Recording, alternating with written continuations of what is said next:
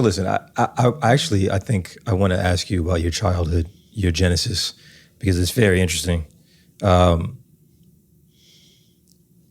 and raised in Los Angeles, California, raised with an avant-garde ethic.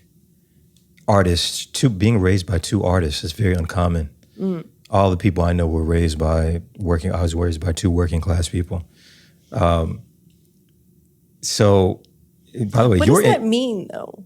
Well, I mean, like, I just tell think you why. because working, like my parents were working.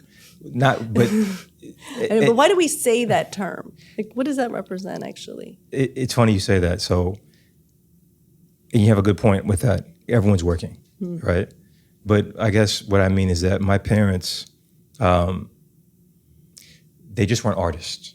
You know, they were like kind of working class. They just have a job. My mother was a nurse and a police officer.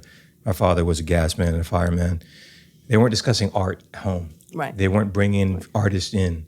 You know, I didn't even know there was such a thing as art school until I was like 30. You know, and I was like, I would have went there. Right, like nobody told me. Yeah, there's an art school. You can study this? Yeah, I didn't even know. And so because of that, there's certain things that just weren't in my world. They weren't in my sphere. But when you learned music, did you just learn on your own? Afterwards, yeah. After I moved out and I lived in New York, you know.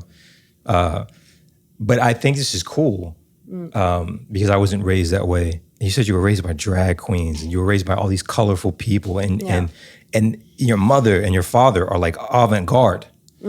How does that influence you? Like you're just a little child and they're just like putting you in. You were in a group. Yeah. Produced by one of the members of Devo. Yeah. You know? Mark Mothersbaum and his girlfriend. It was his girlfriend's band. His girlfriend at the time, Nancy Ferguson. Right. Yeah. We were the visiting kids. The visiting kids. We sang about trilobites and who stole our Barbie doll and microwave babies. That's very like 80s, like new wave kind of. Oh. It's beautiful. 100%. And what was really interesting is that because we played like everywhere in LA because you of guys the played connection. shows. We played shows. Wow. We opened for like Nina Hagen and the Sparks, but we also one time we opened for Tiffany. I don't know if you remember Tiffany. She of course had like I remember Tiffany. One She was hit wonder, huge.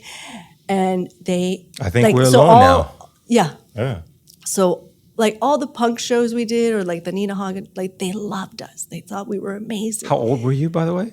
From 5 to 8. Okay. The Tiffany crowd. So this is like at the what was it? The Universal. Okay. No, what is that? Not Pacific Palisades. I don't know. Whatever. And it was huge, like 10,000 people. Yeah, she used to fill malls in the very beginning. And we did malls too. Anyways, these people hated us. They were like, Tiffany, Tiffany, Tiffany. We were like, They hated on a bunch of little kids. Yeah. Get off the stage. Yeah, really. And it was so interesting. Where like all the punk shows, they just thought we were the coolest thing ever. We were. You know? And yeah, my mom always had to like come with me to the shows because it was, or all of our moms, you know, because we were too young to actually be in a bar. Right. Right. Yeah. Oh, so okay. So growing up with avant-garde parents, I mean, it makes you grow up really fast. Right. And that is not necessarily a good thing. I think now for my own kids, I want to protect their innocence for a little bit longer. Sure. Because when you are younger, even if, you know, and I'm always having to remind myself of this with my own kids, like my little girl, she seems so mature in so many ways, but emotionally inside, she's not able to process certain things. So I think that's something that, you know, I had to work on in myself, that I was confronted with a lot of adult subjects. Interesting. That I wasn't actually able to process and to understand. So on one side, like, yeah, it's super cool. All right, from the outside. From like, the outside, it's so cool. like, it's so cool. Like, and I had all this freedom, and there was no discipline, there was no control. Go into that. When you say you have freedom, like what, you could just be out and not come back in the next day? From an early age, you had no curfew. Yeah, I mean, when I was that was more my parents. Okay, like let's say to give you an example, I'm talking about you guys. One weekend, my friends and I, we were left at home, and with some money to buy some pizzas or whatever, and it was a sleepover. And we woke up the next morning, and nobody was home. Right. And it was getting later and later in the day, and nobody was home. And I must have been like 7. And the oldest was maybe 9. Right.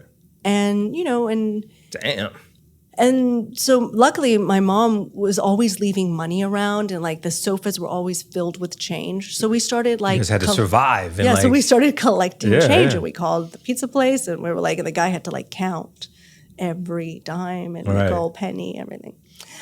And finally, years later, my friend Lola, who was the eldest, she told me, she's like, oh, that weekend when we were alone all weekend, what happened is that they all went to this party and they dropped acid. And parents, my parents and her parents right, and everybody's parents, and nobody was able to drive home. Wow. And it was okay. So, but to say just when I was, because I left LA when I was 9. Right. So it wasn't like I was old enough. I wasn't like wanting to go out by myself late at night. Got it. But when I moved to Lyon, because my aunt, she knew how Bohemian and sort of, undisciplined my parents were. She didn't feel that she had the right to be strict like that with me. Not that she also was quite a hippie herself. So she always told me that I just had to be home before it was dark. Okay. Which was... I thought you were going to say be home before sunrise.